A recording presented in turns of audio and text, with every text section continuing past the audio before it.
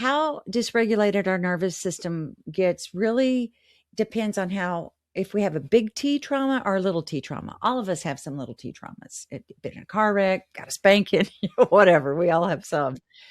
But if you have some big T traumas, it really makes getting that nervous system regulated a little bit more challenging because you're carrying some old beliefs and things that worked for us while we were going through the trauma that don't work for us anymore. Welcome to the Fountain of Vitality podcast. I'm your host, LaMont Leavitt.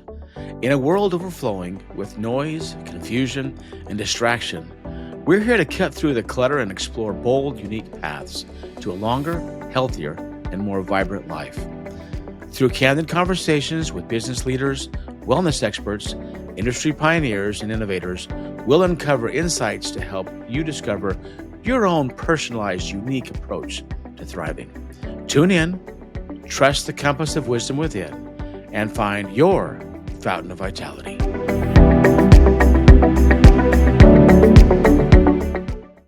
Hello, my name is LaMont Leavitt, and welcome to the Fountain of Vitality podcast. We're thrilled today to have with us Julie Marman. She's a PhD and with wellness, and we're just great to have you here with us today, Julie. Thank you so much, Lamont. I'm so happy to be here. It's okay. Your cat can join us for the podcast. That makes it more fun. So we don't mind her coming across the camera. That's just fine. She will, I promise. Well, tell us a little bit about how you got into this in your life and your journey of getting to where you want to help people. Sure. With all this. Well, it has been a journey. I know my daddy always told me I never did anything straight. It was always roundabout wherever I went. I think the very first time I thought about burnout or compassion fatigue or even a nervous system dysregulated was back in the early 90s, maybe. Anyway, it doesn't matter when, but I've been a licensed professional counselor supervisor for a number of years. And I noticed my interns, now these are kids fresh out of college. They have a master's degree, but they have to do 3,000 hours supervision before they become licensed. And I'd notice them coming in going, woohoo, let's do this, and then about 2 months later, they'd just be dragging their bodies in like Igor, I think, what in the world has happened to these people? And I came to know through my own crash and burn, it was burnout and compassion fatigue that was impacting them. And that was directly related to a very dysregulated nervous system. But I went through my own crash and burn because you can't just watch it. You got to do it. Yeah. How do you recognize that you're operating past capacity? Oh, you're overfunctioning. You are overfunctioning. You swallow your truth to keep the peace. You know other people's needs before they even know them. You were the first one to stay 8 hours. Well, do we work an 8-hour day? Maybe we do. Stay 10 hours at work when all you needed to stay was, 5. You completely overfunction. Your value is tied to what you do instead of who you are. And through that, you find yourself very numb and very empty and just in this desolate place, and you have no understanding of what's going on because you're checking all the boxes. I'm doing all the things. Yeah. So there's some signs you want to make sure you're doing things right, for sure. Oh, you do. And you know what happens so often? Resentment's a big piece of it because when our needs aren't getting met, resentment is a very natural thing to happen. But resentment is labeled as something shameful and you shouldn't have that feeling. And I mean, so instead of listening to your emotions, you stuff it down and then more shame comes.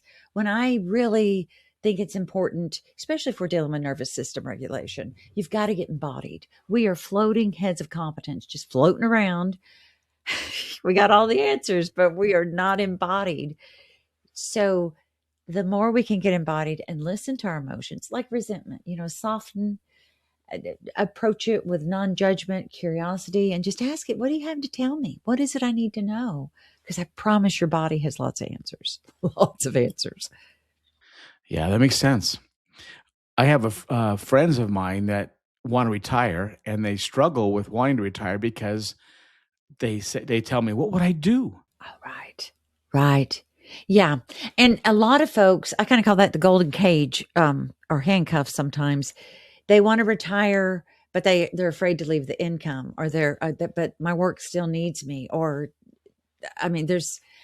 your friend saying, well, what would I do? Yes, that's our identity gets so caught up in our jobs and who we are. We lose sight of who we are, you Right. have to do some excavating.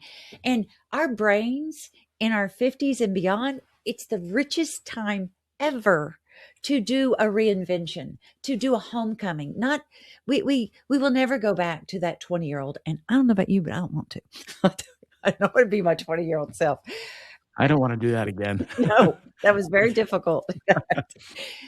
But in our 50s, 60s, and beyond, we can come home to our true self and create, not create, but excavate that person that we really are and live such a rich life where we're sovereign and very empowered that I could not have been at 20. I was a neurotic mess at 20. I'm not saying all 20-year-olds are, Yeah. but I'd love to hear a story from you of someone you've helped that was maybe off kilter a bit and figured out how to move forward. sure. I tend to see and work with a lot of counselors, doctors, nurses, educators, and helping professions, if you will. So I'm thinking of a particular therapist I was working with, and this beautiful soul was very off kilter. Um, I'm going to preface this. How dysregulated our nervous system gets really depends on if we have a big T trauma or a little T trauma. All of us have some little T traumas. Been in a car wreck, got a spanking, whatever. We all have some.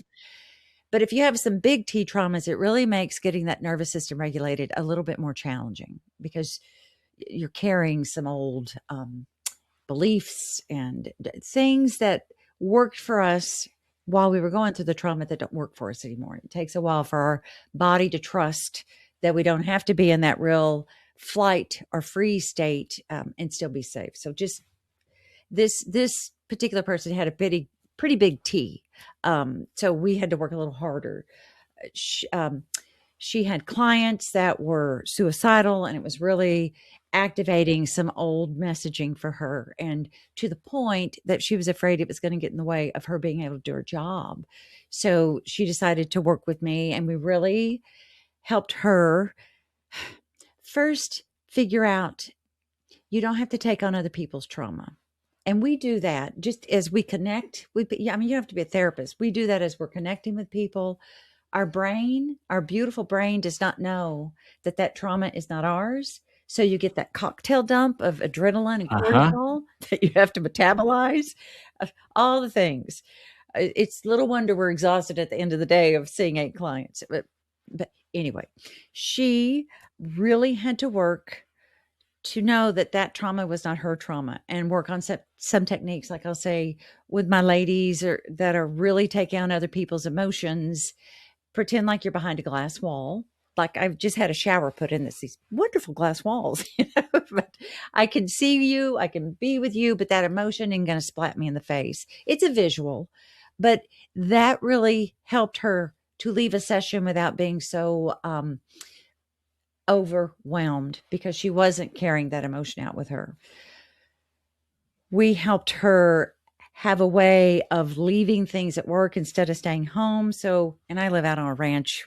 Rocks are, I wish someone would come take all these rocks. I'd be rich if they give me $1 for all these rocks. But we went outside and found a big rock, and she painted it. And, the art part is really fun because that activates our child, and that's very good for our nervous system. But she painted this rock, and at work, when it was time to work, she would come into the office and put the rock on her desk. And when she left, she set the rock down just as a symbolism. I'm leaving this here. That's good. we did a lot of little things like that, as well as working on getting her embodied. Instead of thinking, we have all kinds of thoughts that are liars. Our thoughts can be liars. We think they're true, but they're not always true. So we really had to work on helping her get embodied. Where are you feeling that anxiety? Which can feel very foreign if you're not used to going into your body. But she worked and finally got a body scan down, which is your head, your throat, your chest, your tummy, sits bones to your toes. Be curious what physical sensations are coming up without judgment. We judge stuff. And she was able to recognize where her anxiety was living in her tummy and was able to question, okay, what do I really need? So important. We don't take the time to do that. What is it you need right now? Do I need to take a big breath? Do I need whatever it might be? Your body is going to tell you. So she learned to do that. And that was a game changer for her because she was able to recognize, okay, I'm hearing this and I'm starting to feel this in my tummy. Let me right now do things I need to do to get myself grounded, to not allow my nervous system to get activated. Anyway, we worked for probably about 6 months. And because my job is to work myself out of a job. Yeah, let's get you where you need to get. And as we're doing her exit session, she was just like, she was so present in her life. And when our brain is on survival mode, that frontal cortex does not fully come online. So we cannot activate the things we need to activate for decision making and other things that our frontal cortex does. I mean, it's still there, but it's not as fully online. But she really noticed how different she was showing up in her life. She was present. Things that used to push her over the edge didn't even tickle her feet anymore. I mean, she was like, it ain't no thing. I feel really good. So it's not one and done. She cannot never practice body scan again. I mean, those are tools she's going to use forever in her life. That comment you made about being present is it's kind of a thing. I've noticed that people struggle with social media and phones. They're never in the moment, present in the moment. They're somewhere else. I see it especially with people that kind of have really gravitated to that cell phone and connection. Yeah. What are your thoughts on that as a person in your position as you help people? Well, first thing that comes to my mind, and you and I are the same age, so you remember going to restaurants and people were actually talking at the table? Yeah. And when I dated my husband, if I wanted to talk to him, the phone was on the wall. I had to go to the wall. But we were not available 24/7. We're tethered to life 24/7. So my thoughts, we have it, and it's an addiction. I know there's some, but it is. Yeah. Have you ever left your phone at home now and think, holy crap, I got to go back to the house? Right. I can't live without that that tether. Yet for 40 years of my life, it was attached to the wall, but, so the very first thing is some fasting. You have to social media fast. Even if it's an hour a day, I'm just going to put that over here. If I go out to dinner with my family, that phone stays in the darn car. I want to talk. I want to have some eye contact. When you go, to regulate your nervous system, I have some things I highly recommend people to do. And one of them is to go on a walk without your phone, without multitasking. Go outside. Make eye contact with someone walking by. Look at the sky. Those things start helping to regulate your nervous system. Yeah. These overcapacitate our nervous system. They overcapacitate the nervous system. And also, it's a good way to avoid things we need to work on. If I don't want to feel something, let me just see what's going on. Yeah, That's true. Yeah. Yeah.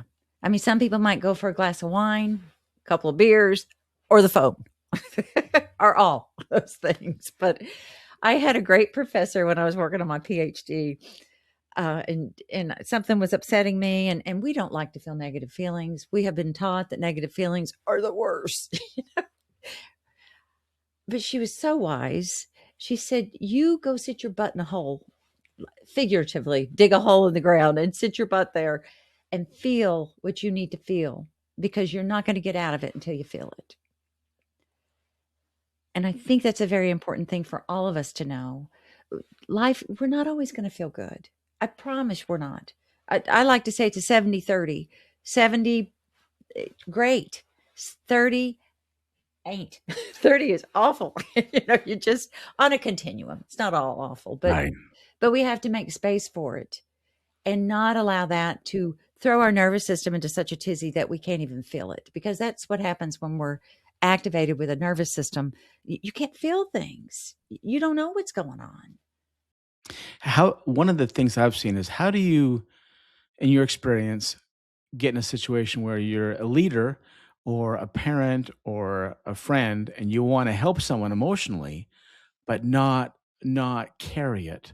We're all therapists at some level, or choose to be, to help those around us. So how do you not carry their problem and make it your own insomnia when it's not your problem to solve? Right. Now, I'll tell you, the graduate students I train to be counselors, we spend 60 hours in a master's program teaching them not to take that stuff on. And that invitation is, it's not easy. It's something we really have to learn. It's a boundary you have to set. You're not being inhumane. If you reach out, I'm going to offer. I have made some of the best treatment plans, I think, in the world, and people didn't use them. They did not follow that treatment plan. And I could have beat myself up, but I had to go home and know I did the best I could. I cared, I connected, I offered. And it's like that proverbial, you can lead a horse to water, but you can't make him drink. You can't make him drink. We have to set a boundary and release with love. I did all I could. Now I've got to release that with love, because it can't come in and start eating up my nervous system. I remember an ecclesiastical leader once, a friend of mine, said, "I want to help people and make them improve, but at the end of the day, they have to decide that they want to change to be better. I can't carry their lack of willingness to change and be okay with it." That's absolutely right. That's because it will eat you alive. And how is that helping them? Right. It doesn't. Right. It is not helping them. That boundaries, depending on if you're in fight, flight, freeze, or fawn. I think especially fawn, which is that appeasing and people pleasing spot. Boundaries can be terrifying to set. Your nervous system doesn't know a saber-toothed tiger isn't trying to eat it. It's like, I'm going to die if I set this. But they're very important, because without being boundaried, people need boundaries from us. We teach people how to treat us in what we allow and don't allow. Yeah. Yeah, we do. We do. Well, tell me, I know you've written a book that you love. If you want to share some of that with us, love to hear your thoughts on that. In Pursuit of Soul Joy it's a 12-week guide for overcoming burnout and compassion fatigue, and it is really my journey to my scorched earth, crispy fried stage, and then back to my Phoenix moment where I came back to life. It's exactly what I did for myself as I realized I was burned out and coming back. But I share a lot of personal stories in there. But each week there's a weekly pursuit. I'm a yoga instructor as well. I use a lot in my therapies. Cool. So I use a lot of chakra psychology in the book, because if you're doing a body scan, even if you don't believe in yoga and stuff, it helps you understand, like, oh, my heart, my chest is really tight. Oh, that's my heart chakra. Oh, I'm mad at my husband. Whatever it might be. It gives you clues.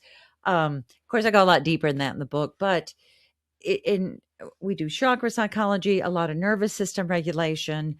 And each week there's a weekly pursuit. My husband's oncologist. I gave him a copy, I don't know, several weeks back. And when we saw him again, he was like, "Julie, this is like a textbook.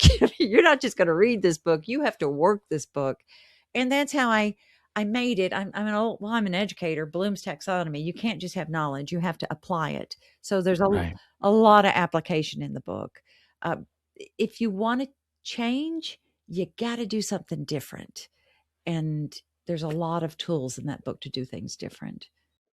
Yeah. Wasn't that the definition of insanity, doing The the same. same thing, expecting different results? Yes. Yeah. And I got to say, I've done that. I've done that. But yes, yeah, you've got to change. And change is, it's not fun. It takes 67 days for a new neural pathway to form and old ones to kind of dissipate.